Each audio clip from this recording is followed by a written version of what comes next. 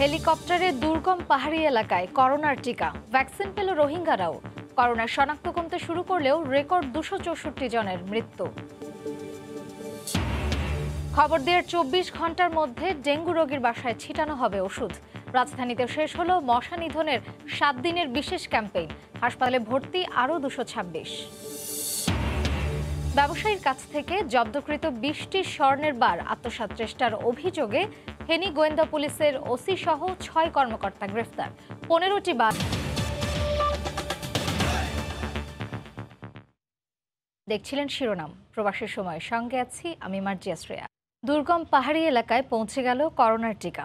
বিমান বাহিনীর হেলিকপ্টারে করে এই টিকা গেল পার্বত্য জেলায়। মঙ্গলবার প্রথম দিন ভারত, মিয়ানমার, বাংলাদেশের সীমান্তবর্তী রাঙামাটির বড়তলীর সেনা ক্যাম্পের অধীনে 700 জনকে ভ্যাকসিন দেওয়া হয়। বিস্তারিত জানাচ্ছেন রিপোর্টার কমল দে। এইভাবে ঐতিহ্যবাহী বাদ্যযন্ত্র বাজিয়ে স্বাস্থ্য কর্মকর্তা, সেনাবাহিনী এবং আইন শৃঙ্খলা বাহিনীকে গ্রহণ করছেন এখানকার যারা ক্ষুদ্র নৃগোষ্ঠী বাসিন্দা রয়েছেন তারা। দীর্ঘদিন পর স্বাস্থ্যকর্মী, টিকাদান কর্মী এবং সেনাবাহিনী এবং আইন শৃঙ্খলা বাহিনীর সদস্যরা আজকে তাদের এই দুর্গম প্রত্যন্ত এলাকায় এসে উপস্থিত হয়েছেন এবং সেই কৃতজ্ঞতার জন্য তারা তাদের যে ঐতিহ্যবাহী বাজনাগুলো রয়েছে, ঢোল, করতাল, হারমোনিয়াম বাজিয়ে তারা সবাইকে বরণ করে নিচ্ছে। করোনার এই ভ্যাকসিন প্রয়োগকে কেন্দ্র করে দুর্গম এই এলাকা মেতেছিল বর্ণিল উৎসবে। এবারের মতো বাদ্যযন্ত্র বাজানোর পাশাপাশি রঙিন শামিয়ানার প্যান্ডেলও ছিল। কয়েক ঘন্টা পাহাড়ি পথ পায়ে হেঁটে এসে ভ্যাকসিন নিয়েছে শত শত নারী পুরুষ। টিকা দিলে আমাদের স্বাস্থ্য সুরক্ষা থাকার জন্য, ওইটা দেওয়ার পরে মহামারী থেকে মুক্তি পাইলাম। করোনা ভাইরাস থেকে বাঁচতে পারে এটা চিন্তা হচ্ছে আর কি। হেলিকপ্টার করে চলে আসে রিস্ক নিয়ে আমাদের যে কর্মকর্তা মহোদয়দেরকে আমাদের খুব ধন্যবাদ করতেছি। মঙ্গলবার সকালে চট্টগ্রামের জহুরুলক ঘাটি থেকে উড়ে আসা বিমান বাহিনীর এই হেলিকপ্টার রাঙ্গামাটির কাপ্তা থেকে তুলে নেয় চিকিৎসক, স্বাস্থ্যকর্মী সহ প্রয়োজনীয় ভ্যাকসিন। শেষ পর্যায়ে হেলিকপ্টার অবতরণ করে বড়তলী সেনা ক্যাম্পে। সেখান থেকে 1.5 ঘন্টা কাদামাটির পাহাড়ি পথ ডিঙিয়ে স্বাস্থ্যকর্মীদের পৌঁছাতে হয়েছে টিকাদান কেন্দ্রে। সেনাবাহিনীর জোরদার নিরাপত্তায় এগিয়ে চলা চিকিৎসক এবং স্বাস্থ্যকর্মীদের কর্দমাক্ত এই পাহাড়ি পথ অতিক্রমে চরম বেগ পেতে হয়। করোনার ভ্যাকসিন প্রয়োগের পাশাপাশি মেডিকেল ক্যাম্পের মাধ্যমে দুর্গম এই অঞ্চলের বাসিন্দাদের চিকিৎসা সেবাও দেওয়া হয়েছে। এই দুর্গম অঞ্চলেও স্বতঃস্ফূর্তভাবে উৎসবমুখর পরিবেশে এবং অভয়চিত্তে সকলে টিকা গ্রহণ করছে। প্রত্যেকটা প্রত্যন্ত অঞ্চলে আমরা এই টিকা পৌঁছে যাবে। কারো যদি সমস্যা থাকে আমরা স্পটে ট্রিটমেন্ট দিচ্ছি। আমরা পর্যাপ্ত লজিস্টিকও নিয়ে এসেছি। নিবন্ধন সম্ভব না হলো প্রথম দিনেই এখানে জাতীয় পরিচয়পত্র দেখিয়ে অন্তত 700 জন করোনার প্রথম ডোজ গ্রহণ করেছেন। আর অন্যান্য চিকিৎসা সেবা নিয়েছে অন্তত 1000 মানুষ। একদিকে মিয়ানমার, অন্যদিকে ভারত, আর মাঝে বাংলাদেশ। 3 দেশের সীমান্তবর্তী বাসিন্দাদের সেনাবাহিনী এবং বিমান বাহিনীর সহযোগিতায় করোনা ভ্যাকসিন দিয়ে অনন্য রেকর্ড স্থাপন করলো বাংলাদেশ। রাঙ্গামাটির দুর্গম বড়তলী সেনা ক্যাম্প থেকে কমল দে, সময় সংবাদ। এদিকে বাংলাদেশে আশ্রয় নেওয়া রোহিঙ্গারাও এলো ভ্যাকসিনের আওতায়। মঙ্গলবার থেকে বাংলাদেশ সরকারের নিজস্ব ব্যবস্থাপনায় 48,000 রোহিঙ্গা নাগরিককে একযোগে করোনা টিকা দেওয়া হচ্ছে। কক্সবাজারের আশ্রয় শিবিরগুলোতে উৎসাহ নিয়ে করোনার ভ্যাকসিন নেন রোহিঙ্গারা। আরও জানাচ্ছেন সুজাউদ্দিন রুবেল।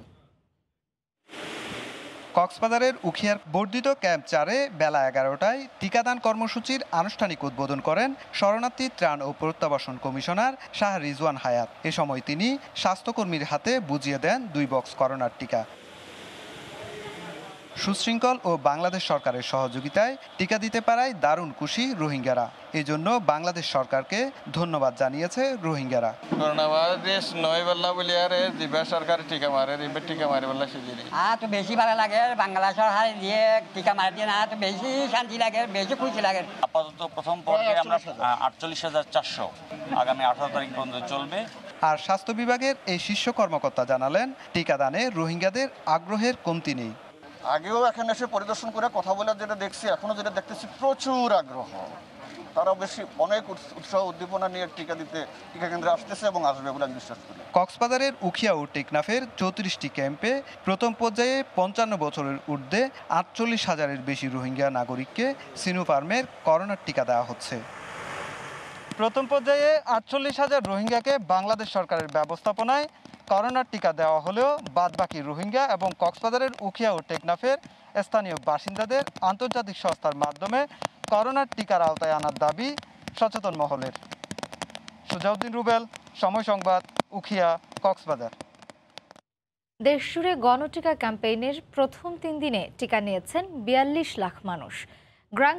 গ্রাম কিংবা শহর সবখানেই প্রান্তিক জনগোষ্ঠীর মধ্যে টিকা নেয়ার ব্যাপক আগ্রহ লক্ষ্য করা গেছে। দেশে মোট গ্রহীতার প্রায় 30% এই কর্মসূচির মাধ্যমে টিকার আওতায় এসেছেন। গণটিকাদানের চতুর্থ দিনেও চিত্রটা আগের মতোই। ভোর থেকেই ঘন্টার পর ঘন্টা দীর্ঘ সারিতে অপেক্ষা। তবে দিন শেষে প্রতিক্রিয়া দুই ধরনের। কাঙ্ক্ষিত টিকা পেয়ে কারো উচ্ছ্বাস, আবার কাউকে ফিরতে হয় বিফল মনোরথে। এটা আমাদের জন্য সুবিধা বেশি, ওইভাবে তো আমরা অনলাইন বুঝি না। ভোর 4টার সময় আসছি, 2 দিন ঘুরে আজকে পাইলাম। 7টার সময় আইছি, সিরিয়াল ধরে তো আইলাম, এই ফোন তো আইলাম, কিছুই দেয় না। 3 দিন ধরে ঘুরে গেছে, আজকে আবার আইছি। আজকে অনেক ভিতরে ঢুকতে দিতেছেন। সরকারের কাছে চাই আমাদের ভ্যাকসিনটা যেন আরেকটু বাড়িয়ে দেয়। গণটিকা ক্যাম্পেইনের লক্ষ্য ছিল প্রান্তিক জনগোষ্ঠীতে সাড়া জাগানো। দেশে মোট টিকা গ্রহীতার প্রায় 30%ই টিকার আওতায় এসেছেন ক্যাম্পেইনের প্রথম 3 দিনে। এখন পর্যন্ত টিকা নেয়া 1,44,51,000 মানুষের মধ্যে এই 3 দিনেই প্রথম ডোজ পান 41,61,000 মানুষ। এর মধ্যে রাজধানী সহ দেশের সিটি কর্পোরেশন এলাকায় 8 লাখের বেশি, আর জেলা উপজেলা গ্রাম পর্যায়ে টিকা নেন 33,54,000 নাগরিক। স্বাস্থ্য অধিদপ্তর মনে করে গণটিকা ক্যাম্পেইনে সাড়া মিলেছে প্রত্যাশার চেয়েও বেশি। তাই টিকা নিয়ে মানুষের আগ্রহ ধরে রাখতে আগামীতেও ক্যাম্পেইন চালাতে চায় কর্তৃপক্ষ। আমরা চাচ্ছি অনেক বেশি সংখ্যক মানুষকে খুব অল্প সময়ের মধ্যে টিকাটি দিয়ে দিতে। ভবিষ্যতেও একই রকমের পরিকল্পনা আমাদের আছে। আমরা যেহেতু অভূতপূর্ব সাড়া পেয়েছি, আমরা এই সাড়াটি ধরে রাখবার জন্য টিকা প্রাপ্তির সাপেক্ষে আমরা এই ধরনের কর্মসূচি আবারও করব। আমরা আশাবাদী এই মাসে, সামনের মাসে পর্যাপ্ত পরিমাণে টিকার সরবরাহ অব্যাহত থাকবে। এদিকে কোভ্যাক্সের মাধ্যমে যুক্তরাষ্ট্রের উপহার হিসেবে দেশে আসা 55 লাখ মডার্না টিকার মধ্যে প্রয়োগ হয়েছে 20 লাখ ডোজ। স্বাস্থ্য অধিদপ্তর জানিয়েছে বৃহস্পতিবারের পর বন্ধ থাকবে মডার্নার প্রথম ডোজ দেয়া, শুরু হবে দ্বিতীয় ডোজের প্রয়োগ। ফারুক ভূঁইয়া, রবিন, সময় সংবাদ, ঢাকা। ডেল্টা ভ্যারিয়েন্টের ভয়াবহতা না থামায় করোনায় মৃত্যুর সংখ্যা কমছেই না। মঙ্গলবার দুপুর পর্যন্ত 24 ঘন্টায় সারা দেশে করোনায় মারা গেছেন 264 জন। সবচেয়ে বেশি 92 জন মারা গেছেন ঢাকা বিভাগে। রিপোর্টার ও প্রতিনিধিদের পাঠানো তথ্য ও ছবি নিয়ে রিপোর্ট।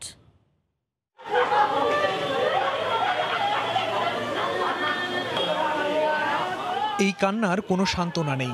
প্রতিদিনই করোনায় ঝরে যাচ্ছে শত শত প্রাণ।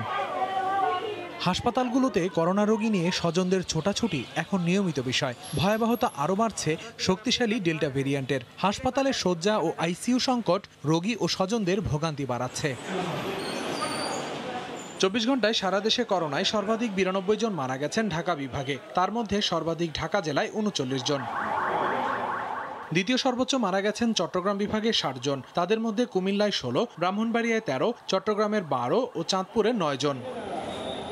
খুলনা বিভাগে করোনায় মারা গেছেন 27 জন। তাদের মধ্যে কুষ্টিয়ার 6, ঝিনাইদহের 5 ও খুলনার 4 জন। করোনায় রাজশাহী বিভাগে মারা গেছেন 25 জন। তাদের মধ্যে বগুড়ার 6, নাটোরের 5 ও রাজশাহীর 4 জন। নতুন করে শনাক্ত হয়েছেন 508 জন। ময়মনসিংহ বিভাগে করোনায় মারা গেছেন 18 জন। তাদের মধ্যে 13 জনই ময়মনসিংহের। বিভাগে 1852টি নমুনা পরীক্ষায় শনাক্ত 351 জন। আইসিইউটা অ্যাভেলেবেল নাই, আরো বেশি হইলে অনেকটা ভালো হতো রোগীদের জন্য। সিলেট বিভাগে 17 ও রংপুর বিভাগে 14 জন মারা গেছেন করোনায়। তাদের মধ্যে সিলেট জেলার 12 ও রংপুর জেলার 5 জন। এছাড়া 24 ঘন্টায় করোনায় বরিশাল বিভাগে 11 জন মারা গেছেন। আহসানুল করিম, সময় সংবাদ। ডেঙ্গু প্রসঙ্গ। খবর পেলে ডেঙ্গু রোগীর বাসার 200 মিটারের মধ্যে 24 ঘন্টার মধ্যে স্প্রে করা হবে বলে জানিয়েছেন ডিএনসিসি মেয়র আতিকুল ইসলাম। মঙ্গলবার সকালে ডেঙ্গু সচেতনতায় টানা 1 সপ্তাহের ক্যাম্পেইন শেষে সংবাদ সম্মেলনে তিনি একথা বলেন। এদিকে 24 ঘন্টায় হাসপাতালে ভর্তি হয়েছেন ডেঙ্গু আক্রান্ত 226 জন, এর মধ্যে ঢাকার 211 জন। চলমান ডেঙ্গু পরিস্থিতিতে এডিস নিয়ন্ত্রণে 27 জুলাই থেকে 7 আগস্ট পর্যন্ত বিশেষ অভিযান পরিচালনা করে ঢাকা উত্তর সিটি কর্পোরেশন। 1 লাখেরও বেশি বাড়িতে অভিযান চালিয়ে প্রায় 1000 বাড়িতে মিলেছে এডিসের লার্ভা। জরিমানাও হয়েছে অর্ধ কোটির বেশি। হয়েছে 28টি নিয়মিত মামলাও। তবে এখনও সচেতনতা কাঙ্ক্ষিত পর্যায়ে আসেনি বলে জানান উত্তরের মেয়র। যেই বাসায় ডেঙ্গি রোগী থাকবে সেই বাসায় আপনারা আমাদেরকে ডাকুন, আমরা যেতে চাই। আপনাদের বাসাও করব, ওই বাসার পেরিফেরিতে যেখানে আছে সেখানেও করে দিব। আমাদের র্যাপিড অ্যাকশন টিম আছে, ওইখানে যদি ফোন করে দেন আমরা কোনো ধরনের কোনো ফাইন হবে না। এছাড়া হাসপাতালে রোগীর সঠিক তথ্য না পাওয়ায় ডেঙ্গুর হটস্পট নির্ণয়ে বেগ পেতে হয় 2 সিটি কর্পোরেশনের। সঠিক ঠিকানা লিখতে যেন আমরা গড়িমসি না করি, তাহলে কিন্তু এমআইএস এর ডেটাটা ঠিক মতন আসে এবং সেটি ডিসেমিনেট করে দিলে সিটি কর্পোরেশন ইন্টারভেন করতে পারে। এই বিষয়টিতে আমরা ইতিমধ্যেই হাসপাতালের পরিচালক মহোদয় সহ সংশ্লিষ্ট সকলকে নির্দেশনা দিয়েছি। চলতি মাসে ডেঙ্গু আক্রান্ত হয়ে হাসপাতালে ভর্তি রোগীর সংখ্যা 2000 ছাড়িয়েছে। রাশেদ লিমন, সময় সংবাদ। পরিমনির বাসায় যাতায়াতকারীদের কোনো তালিকা হচ্ছে না, কাউকে গ্রেফতারও করা হবে না বলে জানিয়েছেন ঢাকা মহানগর পুলিশের কমিশনার শফিকুল ইসলাম। মঙ্গলবার সকালে ডিএমপি সদর দফতরে এ কথা জানান তিনি। এদিকে সিআইডি জানিয়েছে চিত্রনায়িকা পরিমনি সহ অন্যান্যদের 6টি গাড়ি জব্দ করা হয়েছে। মাদক মামলার পাশাপাশি নেওয়া হচ্ছে তাদের সম্পত্তির খোঁজ খবরও।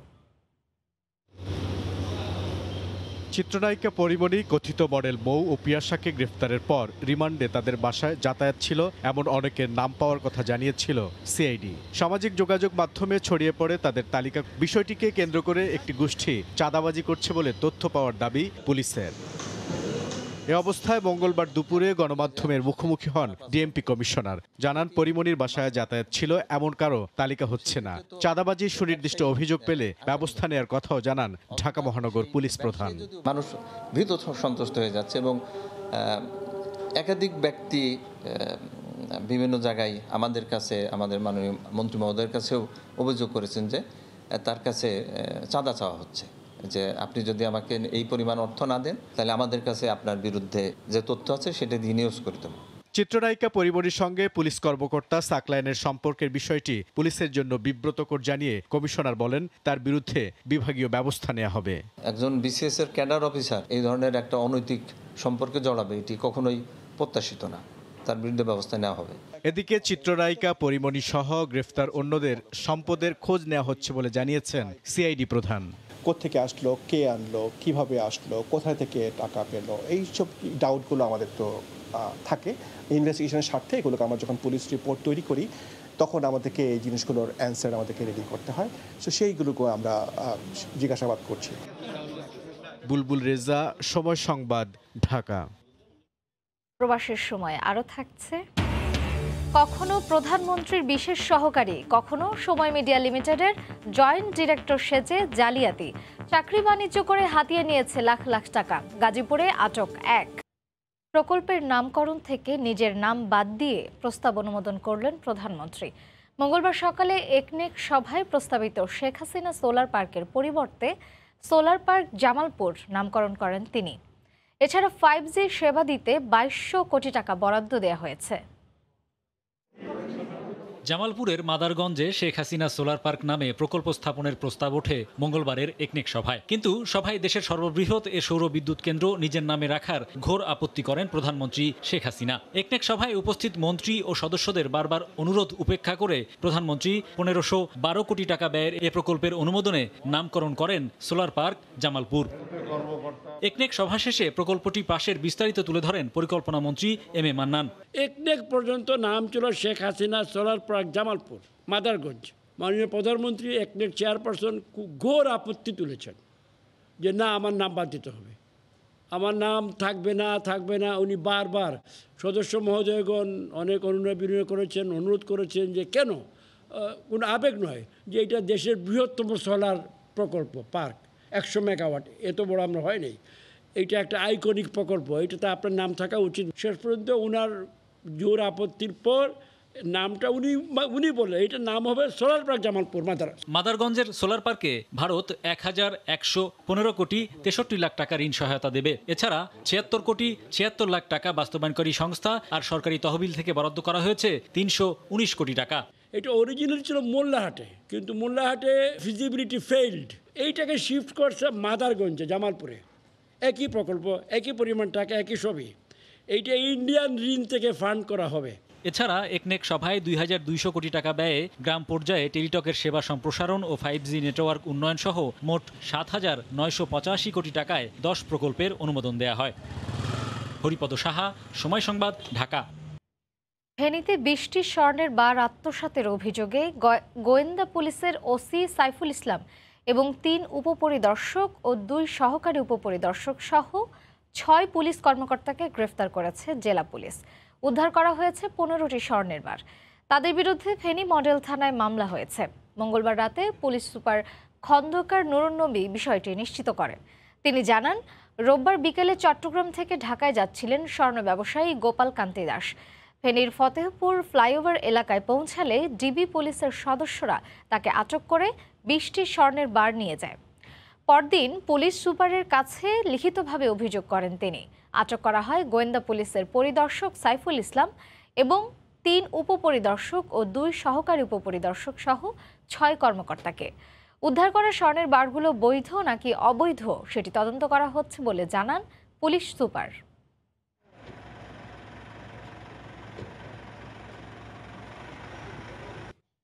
কখনো প্রধানমন্ত্রীর বিশেষ সহকারী, কখনো নিজেকে পরিচয় দিত সময় মিডিয়া লিমিটেডের জয়েন্ট ডিরেক্টর হিসেবে। রাজধানী সহ সারা দেশে চাকরি বাণিজ্য করে হাতিয়ে নিচ্ছিল টাকা। সোমবার রাতে অভিযান চালিয়ে গাজীপুর থেকে তাকে আটক করে মহানগর গোয়েন্দা পুলিশ। জুনায়েদ রুবেলের ক্যামেরায় রাজিবুল হাসানের রিপোর্টে বিস্তারিত। এডিট করা ছবিতে সরকারের সর্বোচ্চ পর্যায়ের ব্যক্তির সঙ্গে শরীফ। নিজের পরিচয় দিতেন প্রধানমন্ত্রীর বিশেষ সহকারী শরীফ উদ্দিন ওরফে শেখ কামাল ইবনে যুবরাজ।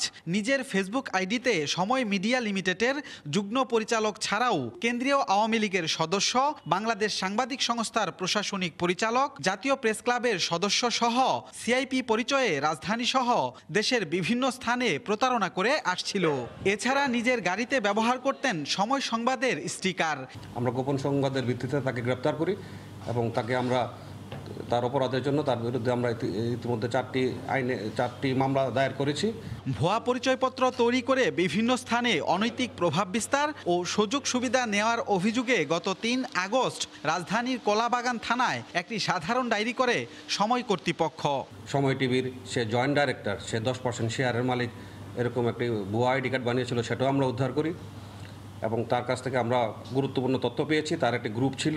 গত বছরের আগস্টে প্রতারণার দায়ে কুমিল্লায় গ্রেপ্তার হয়েছিল প্রতারক শরীফ। এবারও তার বিরুদ্ধে গাজীপুরে ডিজিটাল নিরাপত্তা, মাদক, ভুয়া কর্মকর্তা ও প্রতারণার অভিযোগে 4টি মামলা দায়ের করা হয়েছে। রাজিবুল হাসান, সময় সংবাদ, গাজীপুর। গাইবান্ধায় রেলওয়ের গোডাউনে প্রায় 50 টন ওজনের 7400টি ফিশ প্লেট খুঁজে পাওয়া যাচ্ছে না। গোডাউনের নতুন প্রধানকে দায়িত্ব বুঝিয়ে দেওয়ার সময় ধরা পড়ে এ ঘটনা। বিষয়টি জানাজানি হলে চাঞ্চল্য তৈরি হয় বিভাগীয় পর্যায়ে। মামলা হলে তদন্ত করে ব্যবস্থা নেওয়ার আশ্বাস রেলওয়ে পুলিশের। গাইবান্ধা থেকে আতাউল হক সাগরের তোলা ছবিতে হেদায়েতুল ইসলাম বাবুর রিপোর্ট।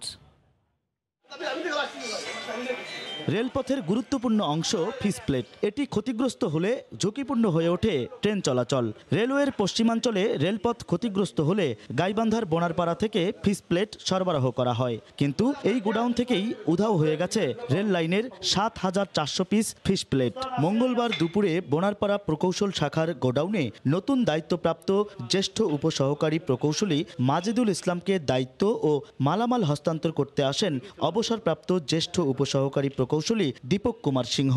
গোডাউনের মালামাল হিসাব করতে গিয়ে ধরা পড়ে এই গরমিল। গণনা শুরু করার মুহূর্তে আমাদের স্টাফ কয়েকজন তারা বলে যে কি ব্যাপার, এদিকের এই মালামাল এত কম কেন? নজর দিয়ে দেখি যে হ্যাঁ, কিছু কিছু ফিশ প্লেট নিচে স্টাকের নিচেরগুলো রয়ে গেছে। আমাদের 71টা স্টাক ছিল, সেখানে আছে হলো 34টা। দরজা জানালা বন্ধ, ঠিকঠাক গোডাউনের টিনের চালু। নিরাপত্তা রক্ষীর দায়িত্ব পালন করছেন সবুজ মিয়া ও রব্বানি নামে 2 জন। তারপরও কিভাবে 37টি স্টেকের এত মালামাল গায়েব হয়ে গেল তা নিয়ে তৈরি হয়েছে ধোঁয়াশা। কোথাও কাটাকাটি নাই, কোনো ভাঙ্গাচোরা নাই, তালা ঠিক আছে, সিলকালা সব ঠিক আছে, কিন্তু তারা বলতেছে মাল নাই। এটা কতটুকু সত্য এটাও কিন্তু দেখার দরকার আছে। আমাদের তো এটা নাই, এর ভিতরে কি কি আছে এটা আমাদের বলা নাই। এটা বলে দেওয়া আছে, চাবি কি আমাদের কাছে দেওয়া আছে দেখেও এটা নাই। খবর পেয়ে ঘটনাস্থল পরিদর্শন করেন বনারপাড়া জিআরপি থানার ভারপ্রাপ্ত কর্মকর্তা। অভিযোগ পেলে তদন্ত করে ব্যবস্থা নেয়ার আশ্বাস দেন তিনি। ইনভেস্টিগেশন ছাড়া এই মুহূর্তে আমি ক্লিয়ার বলতে পারবো না, যেহেতু তাদেরও একটা অফিসিয়াল প্রসিডিউর আছে। তার পরবর্তীতে তারা অভিযোগ জানাবে বা যদি মামলাবো। গোডাউনে থাকা অন্য কোনো মালামাল খোয়া গেছে কিনা তাও অনুসন্ধান চলছে বলে জানান সংশ্লিষ্ট কর্মকর্তারা। হেদায়েতুল ইসলাম বাবু, সময় সংবাদ, গাইবান্ধা। রংপুর অঞ্চলে গ্যাস সঞ্চালন লাইন স্থাপনে জমি অধিগ্রহণের কাজ শুরু হয়েছে। করোনা পরিস্থিতির মধ্যেও অধিগ্রহণ প্রক্রিয়া শেষ করে আগামী ডিসেম্বরে ঠিকাদারের কাছে জমি হস্তান্তরের আশা করছে স্থানীয় প্রশাসন। এতে খুশি ব্যবসায়ী মহল। শাকিল মাহমুদের ক্যামেরায় রতন সরকারের রিপোর্টে বিস্তারিত। কৃষি নির্ভরতার পাশাপাশি বৃহত্তর রংপুর অঞ্চলের অর্থনীতির ভিত মজবুত করতে জেলাগুলোতে শিল্পায়নের দাবি অনেক দিনের। শুধুমাত্র গ্যাস না থাকায় ব্যাপক বিনিয়োগে আকৃষ্ট হচ্ছে না কেউ এখানে। রিরোলিং মিল একটা চালু হয়েছিল, এই গ্যাসের অভাবে ওটা ইলেকট্রিসিটি চলছিল, তাহলে ওরা চালাতে পারে না, পরে বন্ধ হয়ে গেছে। আপাতত নীলফামারীর উত্তর আইপিজেড, রংপুর বিসিক শিল্পনগরী ও পীরগঞ্জে সম্ভাব্য অর্থনৈতিক অঞ্চলের জন্য গ্যাস পাইপলাইন বসাতে 258 কোটি টাকা অনুমোদন করেছে জাতীয় অর্থনৈতিক পরিষদ একনেক। এতে খুশি এই অঞ্চলের ব্যবসায়ীরা। আমরা যদি গ্যাস পাই তাহলে আমরা বিশ্বাস রাখি যে আমরা পার্শ্ববর্তী দেশগুলোতে শিল্পভিত্তিক পণ্য তৈরি করে রপ্তানিমুখর পরিবেশ তৈরি করতে পারবো। পাইপলাইনের মধ্যে গ্যাস সরবরাহ করলে এই এলাকার ক্ষুদ্র এবং বড় বৃহৎ শিল্পকারখানা গড়ে উঠবে। জেলা প্রশাসন জানায়, জমি অধিগ্রহণের প্রক্রিয়া শেষ করে আগামী ডিসেম্বরে ঠিকাদারের কাছে জমি হস্তান্তরের লক্ষ্যে কাজ চলছে। করোনার কারণে বিভিন্ন সময়ে আমাদের কাজটা একটু মাঝে মাঝে হ্যাম্পার হয়েছে, কিন্তু তারপরেও আমরা এখনও আমাদের লক্ষ্য আছে যে ডিসেম্বরের মধ্যে কন্ট্রাক্টরের কাছে মন্ত্রণালয় যেন জমিটা বুঝিয়ে দিতে পারে, আমরা সেই লক্ষ্যে কাজ করছি। রংপুর বিসিক ও উত্তর আইপিজেড সহ এ অঞ্চলে উল্লেখযোগ্য 80টির মতো শিল্প প্রতিষ্ঠান উৎপাদনে আছে। এসব শিল্পে এসেছে কিছু বিদেশি বিনিয়োগও। রতন সরকার, সময় সংবাদ, রংপুর।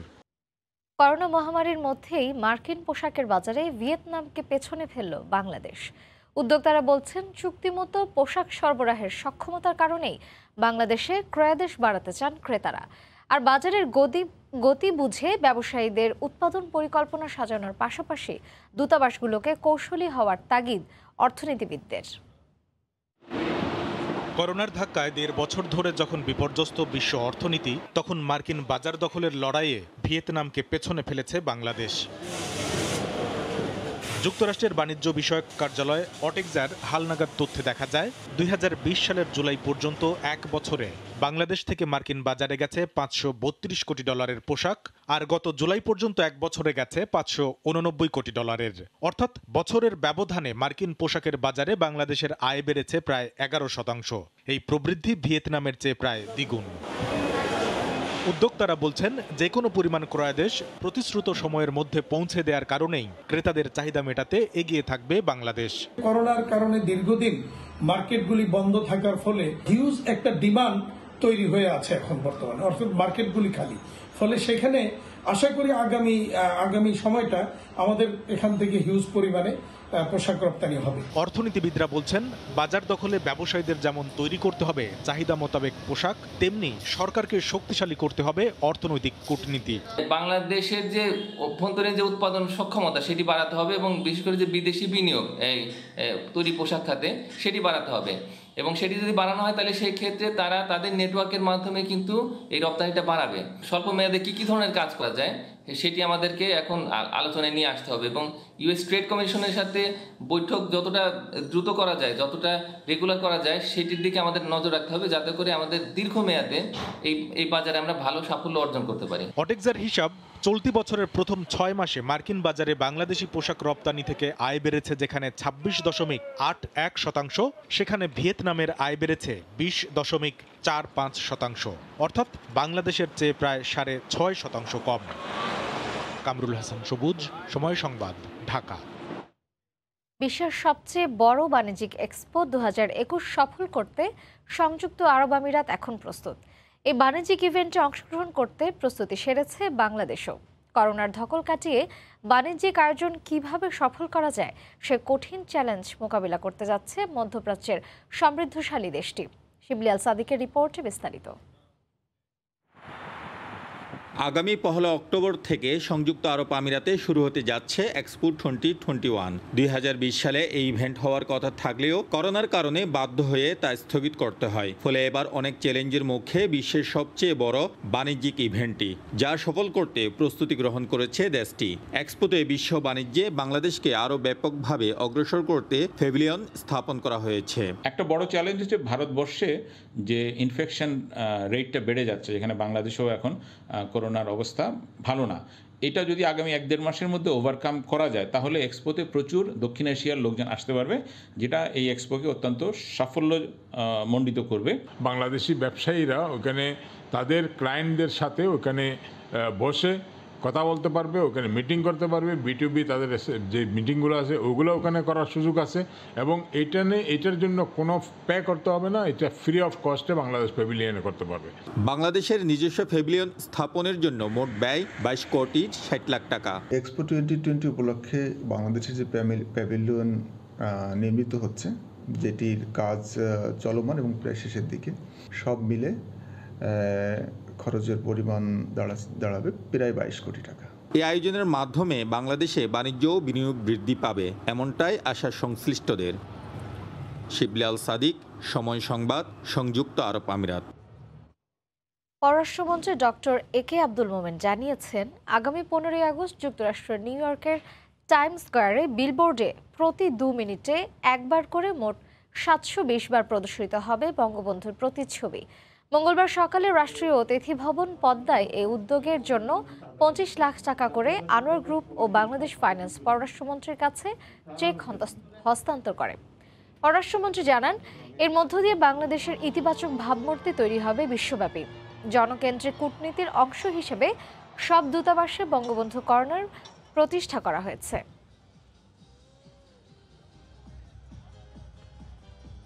বঙ্গবন্ধুর ছবি 720 বার, তাছাড়াও কয়েকটি মেইন স্ট্রিম মিডিয়া সেটা প্রচার করবে। বঙ্গবন্ধু কর্নারের মাধ্যমে তারা তাদের সম্পৃক্ত করে স্থানীয় প্রবাসী ডায়াসপোরা কিংবা ওই দেশের গুণীজন কিংবা প্রতিষ্ঠানকে সম্পৃক্ত করে সারা বছর একটা না একটা প্রোগ্রাম করার আমরা তাদের উপদেশ দিয়েছি। তাতে হবে কি, আমার এই ব্র্যান্ডিং তলাবিহীন জুড়ি পরিবর্তন হয়, ল্যান্ড অফ অপরচুনিটি তৈরি হবে। ইতালিতে দেখা দিয়েছে তীব্র দাবদাহ। দেশটির স্বাস্থ্য মন্ত্রণালয় ও স্থানীয় সরকার 13টি বড় শহর ও দক্ষিণের কয়েকটি প্রদেশে এজন্য রেড অ্যালার্ট জারি করেছে। ইতালির ভেনিস থেকে মাকসুদ রহমানের রিপোর্টে বিস্তারিত। ইতালি জুড়ে বাড়ছে তাপমাত্রা, তাই সরকার রেড অ্যালার্ট জারি করেছেন দেশ জুড়ে। চলতি সপ্তাহে দক্ষিণে 45 ডিগ্রি ও উত্তরে সর্বোচ্চ 36 ডিগ্রি পর্যন্ত উঠতে পারে বলে পূর্বাভাস দিয়েছেন আবহাওয়া অফিস। ইতালি জুড়ে এই গ্রীষ্মে অনেকগুলো ছোট ও মাঝারি অগ্নিকাণ্ড ঘটলেও দেশটিতে এখন পর্যন্ত কয়েকজনের মৃত্যু হয়েছে। সেই সঙ্গে সার্দিনিয়া দ্বীপে প্রায় 20,000 হেক্টর বনভূমি ক্ষতিগ্রস্ত হয়েছে বড় আকারের অগ্নিকাণ্ডে। দাবদাহ ও অগ্নিকাণ্ড নিয়ে শঙ্কিত ইতালি প্রবাসী বাংলাদেশিরা। ইতালিতে এই সপ্তাহে ভয়ঙ্কর তাপমাত্রা ধারণ করবে। দক্ষিণ অঞ্চলে যারা আছেন বাংলাদেশি তারা সাবধান থাকবেন। এছাড়া প্রতিবেশী দেশ Germany, France, Austria, Switzerland, Serbia, Croatia ও ইউরোপের অন্যান্য দেশ থেকে লাখ লাখ পর্যটক করোনার জন্য উড়োজাহাজ ও ট্রেনে না চড়ে ব্যক্তিগত গাড়ি নিয়ে প্রবেশ করছেন ইতালিতে। এতে সম্পূর্ণ ভেনিস প্রদেশ, মিলান, বলোনিয়া, রোমের সিভিটা বেক্কিও রাস্তায় অসহনীয় যানজট সৃষ্টি হচ্ছে বলে সতর্কতা জারি করেছেন ইতালির ট্রাফিক কন্ট্রোল পুলিশ। সপ্তাহ জুড়ে তীব্র দাবদাহ থেকে বাঁচার জন্য বয়স্ক, শিশু, অসুস্থ, দুর্বল মানুষকে গড়ে থাকার নির্দেশ দিয়েছেন স্বাস্থ্য মন্ত্রণালয়। ইতালির ভেনিস থেকে মাকসুদ রহমান, সময় সংবাদ। মেসির আগমনে উৎসবের নগরীতে পরিণত হয়েছে প্যারিস। সেখানকার সবশেষ খবর জানাতে প্যারিস থেকে সরাসরি যুক্ত হচ্ছেন সহকর্মী লুৎফর রহমান বাবু। শ্রেয়া, লিওনেল মেসিকে স্বাগত জানানোর জন্য এই আইফেল টাওয়ার আগেই বুকিং দিয়ে রেখেছিল পিএসজি। তাকে আসলে বাতি জ্বালিয়ে তাকে স্বাগত জানানো হবে। আমরা এখন আইফেল টাওয়ারের সামনে রয়েছি এবং যদিও এখন পর্যন্ত আসলে অভ্যর্থনা জানানোর জন্য যে বাতি সেটি আসলে এখনো জ্বালানো হয়নি।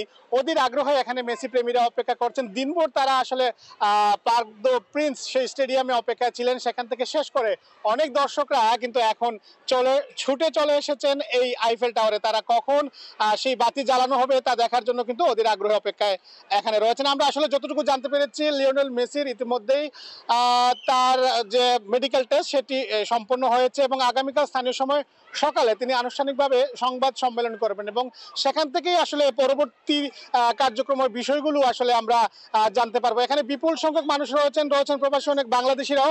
আমাদের সাথে 80 এবং 90 দশকে ঢাকার ফুটবল মাঠে ছিলেন লুলু আহমেদ, তিনি আমাদের সাথে আছেন। আজকে এই যে লিওনেল মেসি শেষ পর্যন্ত আসলে প্যারিসে এসেছেন, এখন আপনারা সবাই অপেক্ষায় আছেন কখন এই আইফেল টাওয়ারে বাতি জ্বালানো হবে। আপনার কাছে আসলে এই পুরো বিষয়টা কেমন লাগছে? আমার কাছে অত্যন্ত খুশির ব্যাপার। মেসি অলরেডি প্যারিসে চলে এসেছে। আজকে ওর ভিজিট মেডিকেল শেষ হয়ে গেছে। মেসি আজকে আমরা প্যারিসের লাইট জ্বালিয়ে ওকে আমরা সাদরে গ্রহণ করছি। আমরা অনেক খুশি মেসিকে পেয়ে। আমরা আগামীতে লিগ চ্যাম্পিয়ন হব। আলিলা প্যারিসে ম্যাজিক। আপনি আসলে শুনলেন যে তারা আসলে কতটুকু অধীর আগ্রহে অপেক্ষায় রয়েছেন লিওনেল মেসির জন্য। আমরা কিন্তু দিনভর সময়ের দর্শকদেরকে জানিয়ে আসছিলাম পার্ক দ্য প্রিন্স যে স্টেডিয়াম, সেখানে বিপুল সংখ্যক দর্শক আমরা দেখেছি গত 2 দিন থেকে। দিনে এবং রাতে আসলে না ঘুমিয়ে অনেক দর্শকরা তাদের মহাতারকা লিওনেল মেসিকে এক নজর দেখার জন্য আসলে তারা অপেক্ষায় ছিলেন। তারা রাস্তায় দাঁড়িয়েছিলেন, তারা আসলে বিমানবন্দরে ছিলেন। আমাদের সাথে আরো অনেক দর্শকরাই আছেন, আমরা তাদেরও একজনের সাথে কথা বলবো। আসলে এখন এই যে আপনারা দিনভর অপেক্ষা ছিলেন, কেমন লাগছে আসলে আপনার কাছে? আমাদের অনেক ভালো লাগতেছে, কারণ কিছুক্ষণ পরে অনেক আলোকিত করা হবে মেসির আগমনের উপলক্ষে। অনেক আনন্দ লাগতেছে, আমরা অনেক আনন্দ করবো। আপনারা শুনছিলেন যে দর্শকরা আসলে তাদের যে অনুভূতিগুলো, সেই অনুভূতিগুলো আসলে এখানে তারা প্রকাশ করছেন। আমরা কিন্তু এর আগেও আসলে আপনাদেরকে দেখানোর চেষ্টা করেছি দর্শকদের যে অনুভূতি, দর্শকদের যে ভালোবাসা, দর্শকদের যে উচ্ছ্বাস। এর আগে আমরা দেখেছি যখনই তারা আসলে কোন সংবাদ কর্মীকে পাচ্ছেন, তখনই কিন্তু তারা আসলে তাকে ঘিরে ধরছেন এবং তাদের যে উচ্ছ্বাস, তাদের যে আনন্দ, তাদের যে ভালোবাসা মহাতারকা লিওনেল মেসির প্রতি, সেটি আসলে তারা প্রকাশ করার চেষ্টা করেছেন। বিশ্বের নানা দেশের মানুষজন এখানে তারা বসবাস করেন। সবাই আসলে আমরা দিনভর দেখাচ্ছি, দিনভরে আমরা আসলে তাদেরকে দেখেছি স্টেডিয়ামের সামনে। বৃষ্টি হয়েছিল, সেই বৃষ্টিকে উপেক্ষা করে আমরা অনেকে দেখেছি তাদের কোলে শিশু আছে, সেই শিশুকে পর্যন্ত তারা আসলে নিয়ে এসেছেন এক নজর ফুটবলের তারকা, ফুটবলের খুদে জাদুকর মেসিকে দেখার জন্য। অনেক শিশুরা আসলে ছুটে আসেন পার্ক দ্য স্টেডিয়ামে, যেমন আমরা দেখেছি। এখন আমরা আইফেল টাওয়ারে এসেছি, এখানেও আমরা আসলে দেখতে পাচ্ছি অনেক শিশুরা এসেছে তাদের প্রিয় ফুটবল তারকা লিওনেল মেসিকে দেখার জন্য। আমি আপনাকে আরেকবার জানিয়ে রাখি, এখানে যে মেসির সমর্থকরা রয়েছেন, পিএসজির যে সমর্থকরা রয়েছেন, তারা কিন্তু চ্যাম্পিয়ন লিগে অংশগ্রহণ করে তারা সেখানে শিরোপা আসলে নিতে পারে। তারা বলছেন যে পিএসজি এমনিতে তারকা সমৃদ্ধ একটি দল, সেই দলে যেমন নেইমার রয়েছেন আর অনেক তারকা ফুটবলার রয়েছেন, সেই দলে এখন মেসি এসে অন্তর্ভুক্ত হবেন। সে কারণে এই দলটি আসলে আরো অনেক শক্তিশালী হবে এবং আগামীতে যে লিগেই তারা আসলে অংশগ্রহণ করবে সেখানে তারা জয়লাভ করবে, এমন কিন্তু প্রত্যাশা। আমরা সময়ের দর্শকদেরকে আগেও জানিয়েছিলাম, দেশটিতে বসবাসকারী প্রবাসী বাংলাদেশি অনেকেই রয়েছেন, আসলে তারা পিএসজি কে সমর্থন করেন। তাদের অনেকেই কিন্তু এখন পার্ক দ্য প্রিন্স স্টেডিয়ামে যেমন তারা ছিলেন, এখন কিন্তু এখানেও তারা ছুটে এসেছেন এবং সবাই বলছেন আসলে এক নজর তারা তাদের প্রিয় তারকা মহাতারকা লিওনেল মেসিকে আসলে তারা দেখতে চান। তো শ্রেয়া, এই ছিল আইফেল টাওয়ারের সামনে থেকে এখন পর্যন্ত আমার কাছে সর্বশেষ।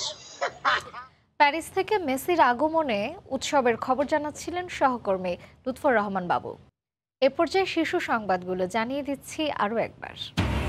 হেলিকপ্টারে দুর্গম পাহাড়ি এলাকায় করোনার টিকা, ভ্যাকসিন পেল রোহিঙ্গারাও। করোনায় শনাক্ত কমতে শুরু করলেও রেকর্ড 264 জনের মৃত্যু। এবং ব্যবসায়ীর কাছ থেকে জব্দকৃত 20টি স্বর্ণের বার আত্মসাৎ চেষ্টার অভিযোগে ফেনী গোয়েন্দা পুলিশের ওসি সহ 6 কর্মকর্তা গ্রেফতার, 15টি বার উদ্ধার। এই ছিল প্রবাসের সময়। সঙ্গে থাকুন সময়ের।